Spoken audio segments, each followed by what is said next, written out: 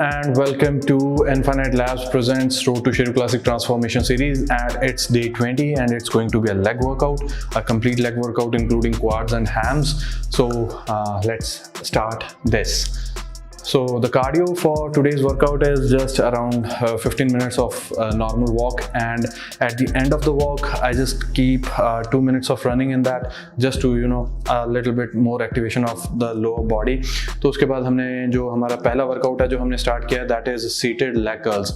और अगेन आप seated leg curls को लाइंग लेग कर्ल्स में रिप्लेस कर सकते हो उसके साथ, because most of the gyms में लाइंग लेग कर्ल मशीन ज़्यादा होती है, सीटेड लेग कर्ल कम होती है, लेकिन कई जिम्स में मतलब दोनों मशीन्स अवेलेबल होती हैं. सो जो भी आप जिस मशीन पे भी आप इजीली इसको एग्जीक्यूट कर सको और अपना माइंड एंड मसल कनेक्शन बना पाओ, वो ज़्यादा बेटर ऑप्शन है, वही चूज़ कर सकते हैं आप. तो मैंने चूज़ किया सीटेड लेग कर्ल्स. तो इसमें जो मेन चीज़ है कि हमेशा हमने 4 सेट रखे हैं. इसमें जो पहली एक्सरसाइज है उसमें 2 सेट हमने जो पहले रखे हैं वो वार्म अप रखे हैं, because end of the day जो चीज़ मैंने नोटिस की है अपने बारे में भी और मेजॉरिटी एक नॉर्मल पब्लिक के बारे में, I am not talking about the high and athletes जो अभी कर रहे हैं, क्योंकि एक हाई एंड एथलीट का जो ऑलरेडी लोअर बॉडी स्ट्रक्चर है वो बहुत ज़्यादा फंक्शनल होता है, हैवीली ट्रेंड होता है, तो वो थोड़ा प्रोग्रेसिव ओवरलोड एकदम से वो they can tolerate that. But एक आम बंदे के लिए बहुत ज़रूरी है कि हैमस्ट्रिंग्स को प्रॉपर वार्म अप करना पहले 2 सेट्स में बहुत ज़रूरी है. ब्लड फ्लो इंक्रीज करना और उनकी एक्टिवेशन प्रॉपर से करना, मसल एंड माइंड कनेक्शन बना के आपको वार्म अप करना बहुत ज़रूरी है, ताकि आप एक्टिवेट प्रॉपर कर सको और इंजरीज को अवॉइड कर सको. तो पहले 2 सेट जो हमारे रहे हैं उनमें हमने यही प्रोसेस को फॉलो किया है. एक लाइट वेट रखा है उसमें, और रेफरेंस जो रखी है हमने 12 से 15 की रखी है, ऑलमोस्ट 15 हमने किए हैं उसमें. तो उसके बाद जब हमारा हैमस्ट्रिंग प्रॉपर्ली वार्म अप हो चुका है, एक्टिवेट हो चुका है, एंड आई फील गुड कि हाँ अब वेट इंक्रीज किया जा सकता है, तो उसमें हमने वेट इंक्रीज किया. आखिरी 2 सेट्स में हमने वेट इंक्रीज किया और उसमें रेफरेंस जो रही है वो हमारी तीसरे सेट में हमारी रेफरेंस रही है अराउंड 12 रेप्स की, और चौथे सेट में हमारी जो रेफरेंस रही है वो रही है 10 रेप्स की. तो उनमें हम अपने कंप्लीट फेलियर तक गए हैं.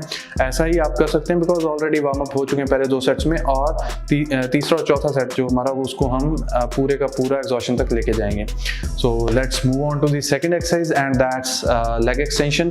3 सेट है, मतलब सीटेड लेग कर्ल आपके हैमस्ट्रिंग को फोकस कर रही थी, तो अब लेग एक्सटेंशन आपके क्वाड्स को आइसोलेट करके फोकस कर रही है.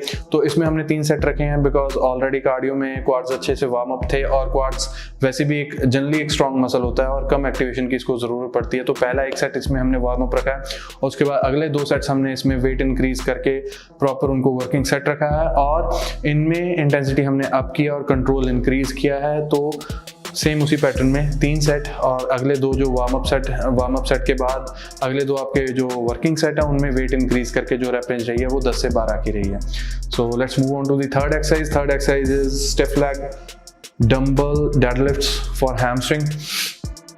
अगेन इसमें लेकिन हमने पिछली बार जैसे हमने जब हैमस्ट्रिंग किया था सेम एक्सरसाइज की थी, तो उसमें हमने एक ही वेट लेके तीनों सेट्स को एग्जीक्यूट किया था, लेकिन इस बार हम इस एक्सरसाइज को भी प्रोग्रेसिव ओवरलोड में लेके जाएंगे बिकॉज एंटायर लेग आपकी वार्म अप अच्छे से हो चुकी है, ब्लड फ्लो बढ़ चुका है और मसल एंड माइंड कनेक्शन आपका प्रॉपर हो चुका है. तो इसमें हमने तीनों सेट्स को प्रोग्रेसिव ओवरलोड में किया है. पहले सेट में वेट थोड़ा नॉर्मल था, उसके बाद हमने जो रेफरेंस उसमें रखी है दैट इज 15. उसके बाद जो सेकेंड सेट था, सेकेंड सेट में हमने वेट इंक्रीज किया है, और जो रेफरेंस रही थी वो भी अराउंड 12 to 13 की उसमें हमने एग्जीक्यूट किया.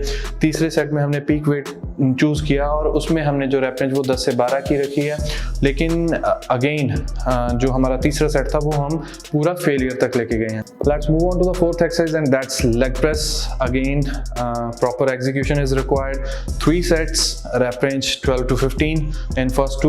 First one was not a you don't call as a warm up set because warm up already हो चुका है, and we started with a good rep range. 15 की rep range उसमें रखी है हमने, और दूसरे सेट में हमने वेट इंक्रीज किया और उसमें हमने 12 की rep range रखी है, और तीसरा जो सेट हमने किया है जो हमारा फाइनल सेट उसमें हमने किया है तो उसकी जो rep range है दैट वाज 10, लेकिन उसमें हमने फिर इस बार अपने मैक्सिमम वेट पे ऑपरेट किया है उसको. तो कोशिश अगली बार ये रहेगी कि अगले वर्कआउट में we will move on to the 5 plates on each side, जो मुझे अब लग रहा है कि मैं कॉन्फिडेंटली मूव कर पाऊंगा बिकॉज पिछली बार 4 पे थोड़ा एग्जॉस्ट जल्दी हुआ था, लेकिन इस बार 4 प्लेट्स ऑन आइदर साइड उस वेट को हमने बहुत अच्छे से एग्जीक्यूट किया और मैंने बहुत कंफर्टेबली उसको हैंडल किया है। तो डेफिनेट सी बात है कि अगले लेग वर्कआउट में हम इंटेंसिटी और भी अप करेंगे। Let's move on to the fifth and final exercise, that is abduction and adduction. दोनों के हमने 2-2 सेट्स चूज़ किए हैं और दोनों में हमने रैप रेंज 12 से 15 की रखी है। पहले 2 सेट हमारे एडक्शन के हैं, उनमें हमने रैप रेंज 12 से 15 की रखी है। अगले 2 सेट हमारे जो अगली एक्सरसाइज है एबडक्शन उसके हैं, उसमें भी रैप रेंज हमने 12 से 15 की रखी है। लेकिन मेक श्योर करें कि this is particularly a very isolated exercise, तो इसमें आपको अननेसेसरी ज़्यादा वेट्स पे ऑपरेट करने की ज़रूरत नहीं है। जस्ट मेक श्योर कि आपका muscle and mind connection solid हो और आप इसको प्रॉपरली एग्जीक्यूट कर सकें, because very few isolated exercises are done to activate your inner thighs and outer thighs.